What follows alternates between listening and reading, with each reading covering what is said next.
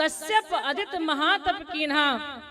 कश्यप ने अदिति में बहुत बड़ा तप किया है, मैं उनके घर में अवतार लूंगा। जनि डर पहु मुनि सिद्ध सुरेशा, तुम ही लाग धरिहो नर वेशा। आप लोग चिंता न करें, आप लोग ना डरें, मैं सभी देवताओं के लिए, धरती के लिए, संतों के लिए, भक्तों के लिए इस धरती पर अवतार धारण करूंगा। अंसन सहित मनुज अवतारा, लइहो दिनकर वंश उदारा। कश्यप अदिति महातप कीन्हा, तिनका मैं पूरा बर दीन्हा। तिनके ग्रह अवतरी हो जाई, रघुकुल तिलक सुचार्यो भाई। मैं 4 रूप में प्रकट होऊंगा, आप लोग चिंता न करें, आप लोग निडर हो जाइए। ध्यान रखना, जब प्रेम से परमात्मा को कोई पुकारता है तो परमात्मा प्रकट हो जाता है। ये भगवान का स्वभाव है। वो हमारे परम पिता हैं, अपने संतान का कोई दुख नहीं देख सकता है, तो भगवान प्रकट हो गए। और इसके बाद जो है प्रकट कैसे होते हैं, कहाँ पर होते हैं, तो संत महात्मा कहते हैं अयोध्या में चक्रवर्ती महाराज श्री दशरथ जी के यहाँ भगवान का प्रकट हुआ। और दशरथ जी कितने सुंदर हैं, माता कौशल्या कैसी हैं, उनका कैसा भाव है, कैसे सुंदर विचार हैं। आइए हम आप सब लोग अयोध्या चलें। शरीर से तो यहाँ पर ही बैठे हैं, लेकिन मन से अयोध्या चलते हैं। कैसे हमारे सीताराम जी की नगरी लग रही है कि सीताराम जी की प्यारी राजधानी लागे, राजधानी लागे। मोहे मीठो मीठो सरयू जी को पानी लागे। सीताराम जी की प्यारी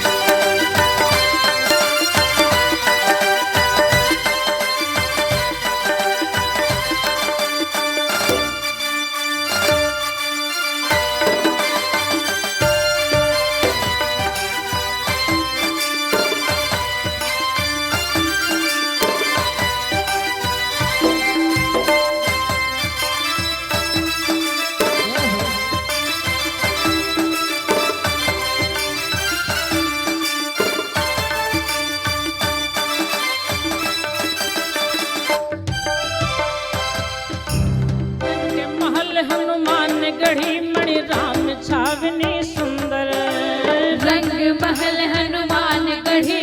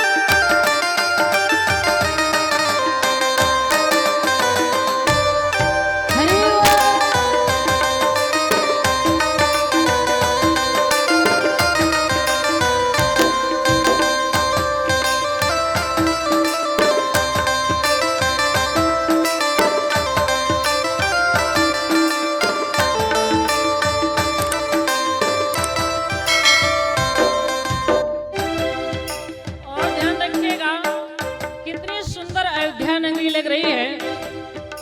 सहज सुहावन जन्म भूमि श्री रघुवर राम लला की, सहज सुहावन जन्म भूमि श्री रघुवर राम लला की, सहज सुहावन जन्म भूमि श्री रघुवर राम लला की, सहज सुहावन जन्म भूमि श्री रघुवर राम लला की।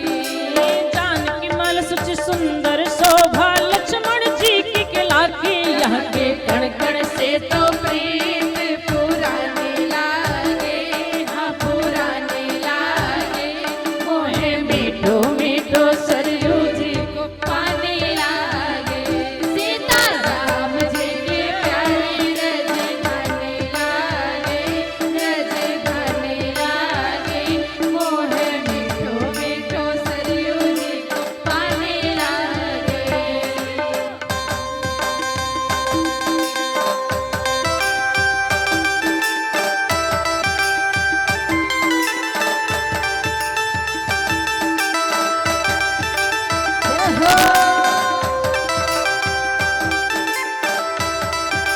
मीठी मीठी ताली की सेवा करते हुए हरि बोल।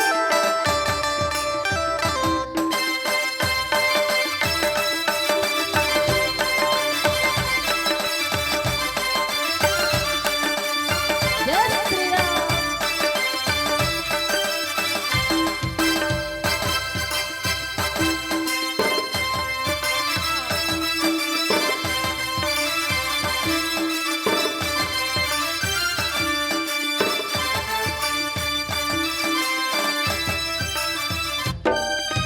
जय सिया राम दंडवत भैया मधुरी वाणी बोले, जय सिया राम दंडवत भैया मधुरी वाणी बोले, करे कीर्तन संत मगन मन गले गले में डोले, राम जी की गोहा सुख खाने लागे, सुख खाने लागे, मोहे मीठो मीठो सरयू जी को पाने लागे, सीता राम जी की प्यारी रज धाने लागे, रज धाने लागे, मोहे मीठो मीठो सरयू जी को पाने लागे, मोहे मीठो मीठो सरयू जी को पाने लागे, मोहे मीठो मीठो सरयू जी को पाने लागे, मोहे मीठो मीठो सरयू जी को पाने लागे, मोहे मीठो मीठो सरयू जी को पाने लागे।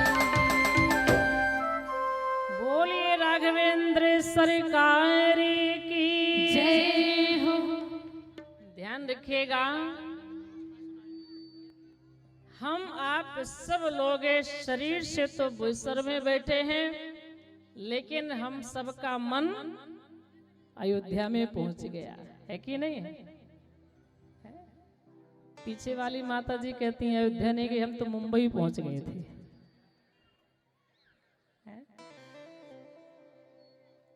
तो भगवान की बड़ी कृपा है कि प्रभु की सुंदर कथा सुन रहे हैं। अयोध्या नगरी बड़ी दिव्य है, बड़ी सुंदर है।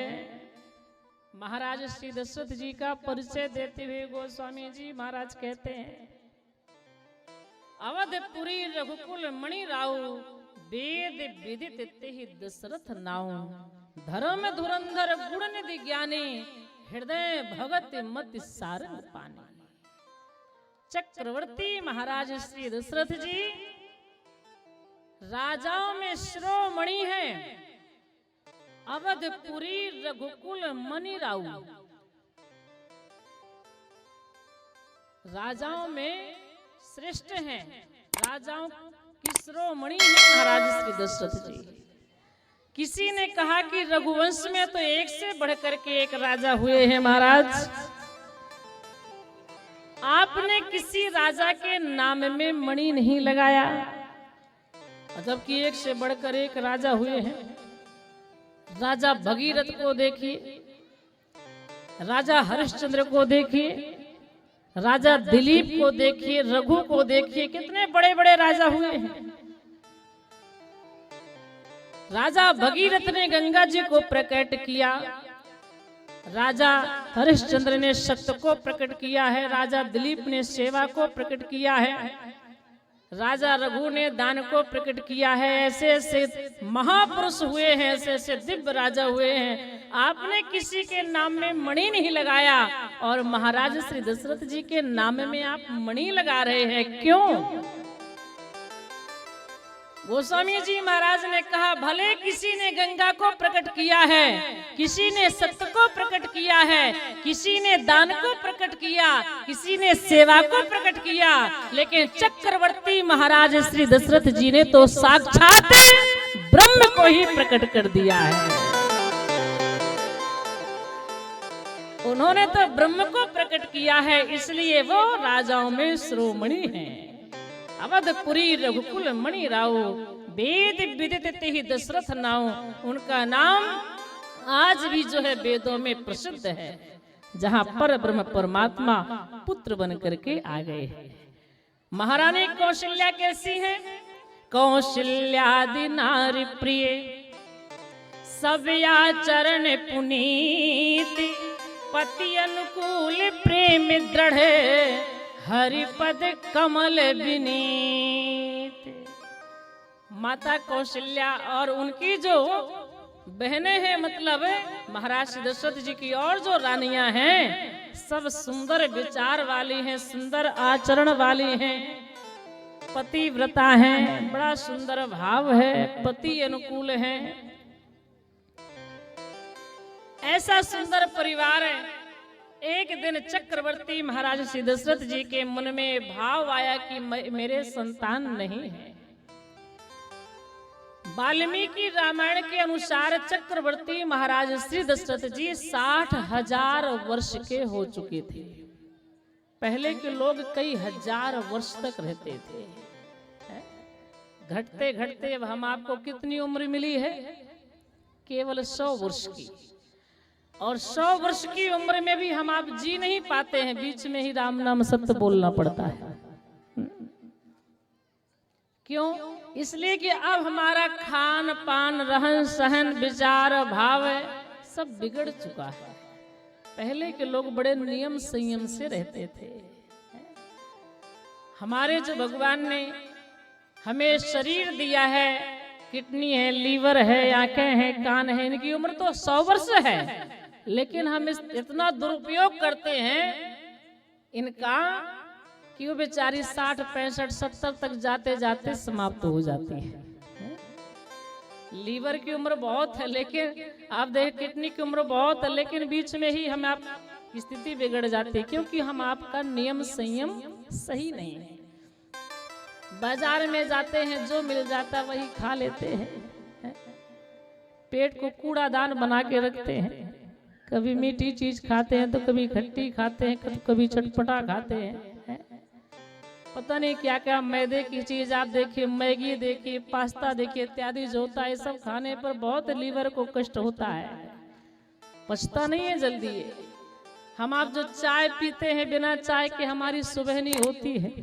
बिस्तर पर बैठे बैठे ही चाय चाहिए, आंखें खुली की चाय। और उस चाय में आप देखिए ऐसी ऐसी खतरनाक चीजें हैं जिसको खाने से हमारे शरीर को नुकसान होता है पीने से। इसलिए ज्यादा से ज्यादा चाय कम पिए तो बढ़िया रहेगा। बच्चों को तो भूल करके भी ना दें, बच्चों को चाय भूल करके भी ना दें, बच्चों को मैगी पास्ता ना दें, कुरकुरे ना दें, चिप्स ना दें। इन सब को ज्यादा जब बच्चे खाते हैं तो हमारा लीवर जो है कमजोर होता जाता है, और आगे चल करके अभी तो हम आप इतना जी रहे हैं, जो आगे आने वाली पीढ़ी है वो इतना भी नहीं जी पाएगी, बीच में ही गड़बड़ हो जाएगी। जो अपने बच्चों को ये कुरकुरे इत्यादि खवाते हैं, समझ लीजिए कि आप अपने बच्चों को जहर दे रहे हैं। अगर अपने बच्चों से प्रेम है तो उन्हें बढ़िया शुद्ध भोजन कराइए, शुद्ध बढ़िया रोटी बनाइए, गाय का घी लगाइए, बढ़िया दूध पिलाइए, बढ़िया बढ़िया सब्जी खिलाइए, आप बादाम खिलाइए, काजू खिलाइए। भगवान ने कितनी चीजें हमारे खाने के लिए बना रखी हैं, कितने फल फूल हैं, ड्राई फ्रूट वगैरह हैं, कितना बढ़िया बढ़िया है, लेकिन हमारा विवेक जो है, हमारी बुद्धि पता नहीं कहाँ मारी जाती है। कौन बनाएगा सब्जी रोटी मैगी बनाकर खा ले, सो जाएंगे, बढ़िया रहेगा, बर्तन भी नहीं धोना पड़ेगा। शॉर्ट में काम होने लगा है आजकल। पिज्जा खा ले इत्यादि, पता नहीं क्या क्या होता है, मुझे तो पसंद नहीं है, मैं तो नहीं खाती हूँ। मैं तो चाय भी नहीं पीती हूँ और पीना भी नहीं चाहिए। अगर आप अपना स्वास्थ्य बढ़िया रखना चाहते हैं तो इन चीजों को कम करिए। आप सात्विक भोजन लीजिए, नियम संयम के साथ रहिए, तो कम से कम ज्यादा 100 तक नहीं जाएंगे तो 90 तक तो पहुंच ही जाएंगे, एक ही नहीं। तो भगवान श्री राम जी के जो पिताजी हैं श्री दशरथ जी महाराज हैं, वाल्मीकि रामायण के अनुसार 60,000 वर्ष के हो चुके थे। इनकी कोई संतान नहीं थी।